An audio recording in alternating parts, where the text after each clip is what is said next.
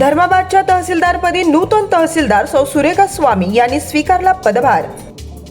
अवैध गौण खनिज उत्खनन व भूमाफिया यांना आळा घालण्याचे तहसीलदारांपुढे आव्हान। सौ सुरेखा स्वामी यांनी धर्माबादचे नूतन तहसीलदार म्हणून आज तहसील कार्यालयात त्या रुजू झाल्यावर नायब तहसीलदार गावंडे सर, नायब तहसीलदार श्री जाकापुरे सर तसेच इतर अधिकारी व कर्मचाऱ्यांच्या वतीने त्यांचं स्वागत करण्यात आले। त्यापूर्वी धाराशिव तालुक्याच्या तहसीलदार होत्या। त्यांनी आपल्या कार्यकाळात गौण खनिज माफियांचे तसेच नैसर्गिक संपत्तीला हानी पोहोचवणाऱ्यांना चांगलाच दणका दिलाय। धर्माबाद तहसीलदार कार्यालयात सध्या पुरवठा, रेकॉर्ड, संजय गांधी योजना आदींसह अनेक विभागात खासगी एजंटने धुमाकूळ घातला असून नागरिकांकडून भरमसाठ लूट केली जाते। तसेच तालुक्यातील अनेक गावात गौण खनिज मुरुम उत्खनन मोठ्या प्रमाणात होत असल्याच्या तक्रारी आहेत। या तक्रारी रोखण्यासाठी त्या कोणती भूमिका घेतात याकडे तालुक्याचं लक्ष लागलंय।